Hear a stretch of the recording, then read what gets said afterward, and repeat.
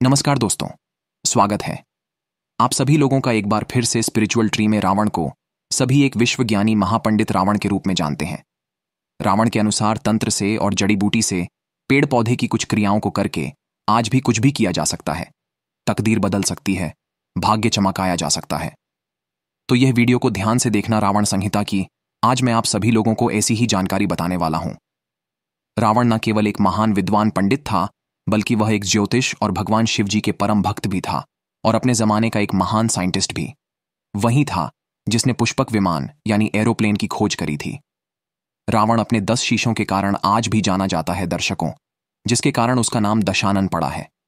देखिए, रावण ने ही शिव तांडव स्तोत्र और शिव संहिता की रचना की है। आज जो आप रावण की शिव तांडव स्तोत्र का जो गान करते हैं, ना भगवान शंकर को प्रसन्न करने के लिए, वह रावण के द्वारा ही रचित हैं। रावण संहिता में रावण के धनवान होने का राज सहित ऐसे कई तंत्र मंत्र के बारे में भी लिखा है, जिसे गुप्त और गड़ा धन आपको बहुत ही आसानी से मिल सकते हैं। ये बात रावण संहिता में है, जिसमें रावण ने उसके धनवान होने का राज, धन प्राप्ति के अचूक व शक्तिशाली उपाय बताए हैं। देखिए, असुर के सम्राट होने के बावजूद भी रावण एक महाज्ञानी पंडित, शास्त्रों में पारंगत था। दुनिया के कोई भी ऐसे व्यक्ति नहीं जो कि रावण को ज्ञान में पछाड़ दे।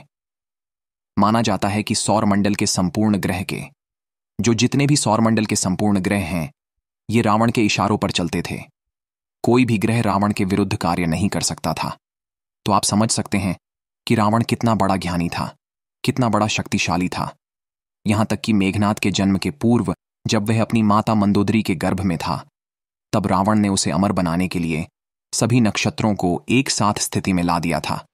तो इस दौरान सभी ग्रहों ने रावण के निर्देश अनुसार ही कार्य किया, लेकिन केवल शनि ने अपना स्थान परिवर्तन कर दिया, जिसके चलते मेघनाद को अमर बनने का जो सपना था, रावण ने अमर बनाने का जो सपना रखा था, वह सपना पूर्ण नहीं हो सका। और इसी कारण मेघनाद यशस्वी पराक्रमी योद्धा होने के बावजूद भी अल्पायु का हो गया।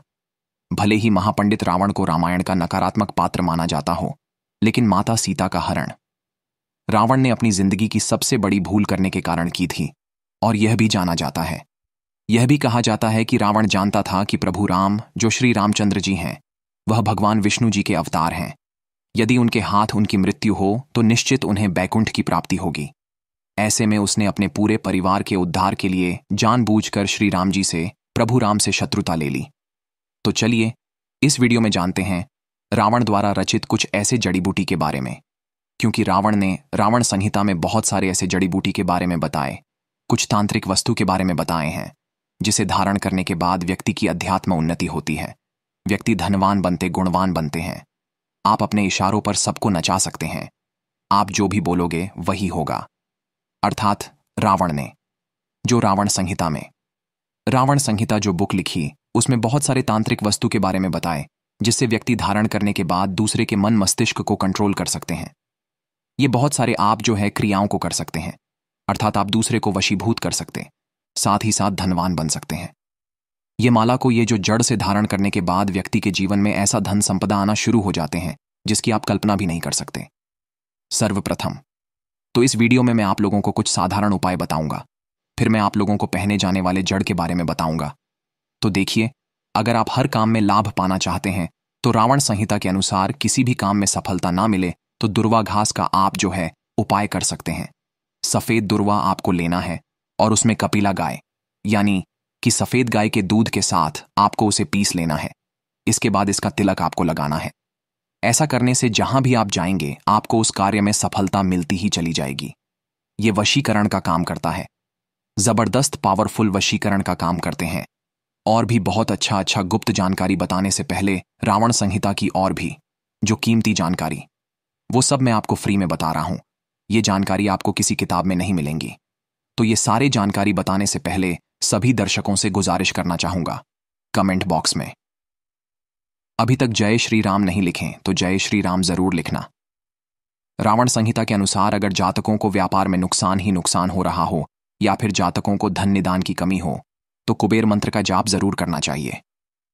रावण कहते हैं, इसके लिए जातक को सच्चे मन और पूरी श्रद्धा के साथ मैं कुबेर मंत्र बता रहा हूं। यह मंत्र का आपको कम से कम 108 बार जाप जरूर करना चाहिए। नित्य ही इस मंत्र का जप करने वाला धन में खेलने लगता है। यह मंत्र इस प्रकार है, ध्यान से सुनिएगा। वैसे मैं इसे स्क्रीन पर भी लिखवा दूंगा। अभी पहले सुन लीजिए। ओम यक्षाय कुबेराय वैश्रवणाय धन धान्याधिपतये धन धान्य समृद्धिम में देहि दापय स्वाहा। तो आप समझ गए ना, ये मंत्र जैसा मैंने आपको बताया है। एक बार फिर से बोल देता हूं। ओके। ओम यक्षाय कुबेराय वैश्रवणाय धन धान्याधिपतये धन धान्य समृद्धिम में देहि दापय स्वाहा।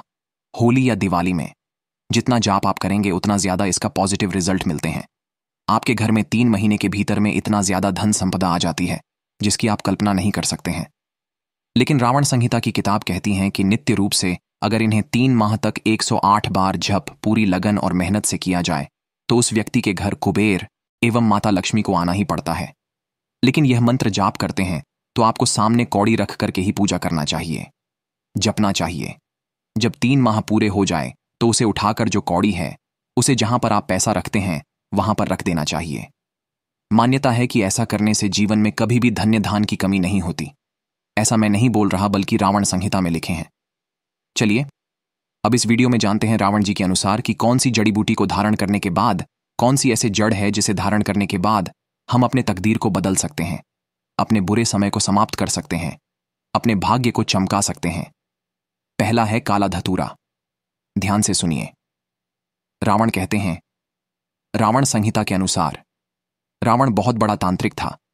इसलिए रावण कहते हैं कि जितने भी समाज में व्यक्ति की अनहोनी होती है, दुर्घटना होती है, मान सम्मान की हानि होती, जीवन में तरक्की नहीं मिलती, व्यक्ति बहुत ही परेशान हो जाते हैं, सब ग्रहों के कारण होता है, शनि के कारण।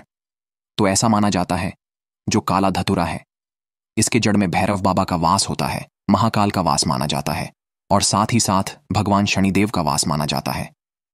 तो ऐसा कहा गया है कि काला धतूरा की जड़ जो व्यक्ति धनवान बनना चाहते हैं, मान सम्मान प्रतिष्ठा प्राप्त करना चाहते हैं, या फिर राजनीतिक क्षेत्र से जुड़े हुए हों, चाहते हैं कि सभी लोग उनके बात माने, लोग उनके इशारे पर चलें, उनके अनुरूप ही चले, कोई दूसरे कार्य ना करें, या फिर व्यक्ति धनवान बनना चाहे, सट्टे में विजय प्राप्त करना, चाहे शेयर मार्केट में अच्छे लाभ मुनाफा कमाना चाहते हैं, काले बाजारी से धन प्राप्त करना चाहते हैं, ऐसे व्यक्ति को काला धतूरा की जड़ जरूर धारण करना चाहिए। कैसे धारण करना चाहिए, कब धारण करना चाहिए, कौन से दिन धारण करना चाहिए, सारी जानकारी वीडियो के समाप्त में मिलेंगे। इसके बाद रावण जी कहते हैं कि काला एरण की जड़ ध्यान से सुनना। जो काला कलर की एरण होती है, सफेद कलर की। वैसे तो जो एरण है ये आपको यत्र तत्र जो रेड कलर की एरण है ये भी यत्र तत्र आपको मिल जाते हैं, लेकिन जो काला करण की एरण है थोड़ा सा आपको ढूंढने पे वैसे मिल जाते हैं। कोई कठिन नहीं है लेकिन थोड़ा सा दुर्लभ है। तो ऐसा माना जाता है जो एरण है माता पार्वती के ही स्वरूप कहे गए हैं, माता पार्वती से ही एरण जो है उत्पन्न हुआ है। तो जो काला एरण को भी व्यक्ति काला एरण धारण करते हैं तो ऐसे व्यक्ति को आदि शक्ति महाशक्ति की कृपा प्राप्त होते हैं। ऐसे व्यक्ति के शरीर में सम्मोहन की सिद्धियां बढ़ जाती हैं। ऐसे व्यक्ति अगर काला एरण की जड़ धारण करें जैसे कि कहा गए हैं, ऐसे व्यक्ति पे मां लक्ष्मी जो है धन लुटाना शुरू कर देती है, क्योंकि इसका स्वाभाविक से ही गुण है। जहां पे शक्ति वहां पे लक्ष्मी स्वतः खींचे चले आते हैं। तो जो काला एरण है अगर आप धारण करते हैं तो आपको सिद्धियां की भी प्राप्ति होती है। अड्डी मां, लागी मां, उत्पन्न जितने भी ये 9 प्रकार के सिद्धि कहे गए हैं, 8 प्रकार की सिद्धि, 9 प्रकार की निधि कहे गए हैं, ये आपको स्वतः प्राप्त होना शुरू हो जाती हैं। इसके कुछ आंशिक रूप आपको मिलते हैं। इसके बाद है काला हल्दी। ध्यान से सुनिए। मार्केट में सबसे ज्यादा जो बिका जाने वाला तांत्रिक चीज है उसमें काला हल्दी की गणना आती है। काला हल्दी को साक्षात माता काली की स्वरूप कहे गए हैं। जो काला हल्दी होते हैं, अगर आपको ओरिजिनल काला हल्दी मिल जाए तो ऐसा माना जाता है चलते ट्रेन को भी व्यक्ति रोक सकता है। काला हल्दी मिल जाए तो बंद ताले को खोल सकते हैं। काला हल्दी मिल जाए तो आप अपनी पुस्तक में लिखे सियाही को मिटा सकते हैं। तो इसके द्वारा और भी अनेक प्रकार के तांत्रिक क्रिया किए जाते हैं। ऐसा हमारे धर्म तथा तांत्रिक ग्रंथों में लिखे। जैसे काला हल्दी से व्यक्ति नोटों की बारिश करते हैं। अब होता है कि नहीं होता, लेकिन किताबों में ये जानकारी आपको पढ़ने को मिल जाते हैं। हम सभी दर्शकों को बताना चाहेंगे। रावण संहिता के अनुसार काला हल्दी अगर कोई भी व्यक्ति धारण करते हैं तो ऐसे व्यक्ति से काली शक्तियां हमेशा दूर भागती हैं। ऐसे व्यक्ति की साक्षात माता काली रक्षा करते हैं, पुत्र की भांति। ऐसे व्यक्ति की माता काली साक्षात रक्षा करती है। ऐसे व्यक्ति की अध्यात्म उन्नति होता है। ऐसे व्यक्ति के जीवन में अगर किसी भी वस्तु का अभाव, वह सारे वस्तु स्वतः प्राप्त होना शुरू हो जाते हैं। तो अध्यात्म उन्नति करने के लिए या फिर ग्रह नक्षत्र की बाधा से आप पीड़ित हैं, कोई भी ग्रह आपको बहुत परेशान करते हैं, तो काला हल्दी की जड़ आप जो जरूर धारण करें। इसके बाद है काला कपास। ध्यान से सुनिए, जो काला कपास है ये आपको बहुत आसानी से मिल जाते हैं। ढूंढने पर ये बहुत ही प्रबल कहे गए हैं। काला कपास ऐसा माना जाता है, काला कपास के पेड़ के नीचे से अगर आसमान को देखा जाए तो देवी देवता के विमान नजर आते हैं। यहां तक कि काला कपास के नीचे से देवी देवताओं को देखने पर देवी देवता भी जो अपने लोक में हैं वह भी दिखने लगते हैं। ऐसा हमारे कई तांत्रिक किताबों में लिखे हैं, लेकिन इसे रवि पुष्य नक्षत्र में देखना होता है। काला कपास धारण करने के बाद क्या बेनिफिट मिलता है, तो आपको बता दें कि इससे देवी लक्ष्मी सिद्ध होते हैं, देवी सरस्वती सिद्ध होते हैं और आदिशक्ति जिसे हम मां पार्वती बोलते हैं, ये तीनों महाशक्ति सिद्ध होते हैं। इनके जड़ में तीनों का वास माना जाता है। ये बहुत ही प्रबल कहे गए हैं। यहां तक कि काला कपास से व्यक्ति इनके रस से अगर पारद का मारण किया जाए तो व्यक्ति सोना भी बना सकते हैं। तो चलिए जानते हैं कि इन जड़ों को किस प्रकार धारण करना होता है, कैसे धारण करना होता है, इनके धारण करने के दिन क्या होता है। तो शुभ मुहूर्ता के एक दिन पहले ये जो हमने अभी जितने भी जड़ बताए हैं, ये सब पेड़ पौधे को आपको निमंत्रण देकर के आना होता है। एक दिन पहले जैसे शुभ मुहूर्त है, जैसे कि दीपावली है, होली है या फिर कोई भी त्योहार ले लीजिए, कोई त्योहार आ रहे हैं। शुभ मुहूर्त रवि पूष नक्षत्र है, गुरु पुष्य नक्षत्र या फिर सिद्धार्थ सिद्ध योग है, कोई भी शुभ मुहूर्त है। आप जो है देख सकते हैं कि 2024 में कब शुभ मुहूर्त है, इस प्रकार से आप सर्च करके देख सकते हैं। तो शुभ मुहूर्त में एक दिन पहले आपको इसे निमंत्रण देकर के आना होता, या चाहते तो रविवार के एक दिन पहले शनिवार के दिन निमंत्रण दे के भी आ सकते हैं। जब आपको अर्जेंट हो, इसके बाद शुभ मुहूर्त में निमंत्रण देना आपको जाना होता है। इसके लिए आपको चावल रखना है, पीले चावल रखना है, आपको 5 अगरबत्ती रख लेना है और एक आपको नारियल रख लेना है। इसके बाद आपको अगरबत्ती जलाना है, वहां पे इसके बाद नारियल वहां पे आपको भेंट कर देना है। जो भी पेड़ पौधे की जड़ लाना चाहते हैं, जैसे कि आप काले धतूरे की जड़ लाना चाहते हैं, तो वहां पे नारियल आपको भेंट करना है, चढ़ा देना है और फिर आपको प्रार्थना करना है कि हे औषधि महाराज, हे वृक्षराज, मैं आपके जड़ का प्रयोग करने जा रहा हूं। इस कार्य के लिए कार्य में बोल देना। धन प्राप्ति, शनि के जो कुदृष्टि है उनके बचाव करने के लिए, अपने आत्म कल्याण करने के लिए इस प्रकार से प्रार्थना करना है। जो भी जड़ लाए तो उनसे प्रार्थना करना है। इसके बाद आप उन्हें बोलना कि कल मैं प्रातः काल सूर्योदय से पहले आपको ले जाने आऊंगा, कृपा आप मुझे अनुमति दें। इस प्रकार से प्रार्थना कर लेना है और आपको फिर सुबह प्रातः कल जाना है, स्नान करने के बाद, और चुपके से इसे जड़ को ले आना है। फिर इसके बाद इसे आपको सर्वप्रथम गंगा जल में धोना, दूध से स्नान करा देना है। कुमकुम रोली, अच्छा, जैसे देवी देवताओं को पूजा करते हैं उसी प्रकार से इनकी पूजा करने बाद इसे चांदी के ताबीज में डाल करके पहनना है। मैं चांदी के ताबीज क्यों बोल रहा हूं, क्योंकि चांदी के ताबीज जो होता है शीतल होता है, ये आपको को नकारात्मक प्रभाव से बचाता है। तो आपको चांदी की ताबीज में इसे डालना है और पहनना है। जो दिन होता है बुधवार और शनिवार, ये 2 दिन हमारे धर्मशास्त्रों में कहे गए हैं, क्योंकि जो बुध है इसे तांत्रिक देव कहे गए हैं और शनि की जो प्रकृति होती है जड़ी बूटी धारण करने के लिए उग्रता मानी जाती है, तुरंत रिजल्ट देने वाली प्रकृति होती है। दोस्तों, तो बुधवार और शनिवार के दिन आप इसे पहन सकते हैं। इसी से तकदीर बदल सकता है, आपके भाग्य चमक सकता है। एक बार तो आप इसे धारण करके देखें, आपके जीवन में परिवर्तन आएगा और आप खुद देखना, देखते देखते आप उन ऊंचाइयों पर पहुंच जाएंगे जिसकी लोग कल्पना भी नहीं कर सकते।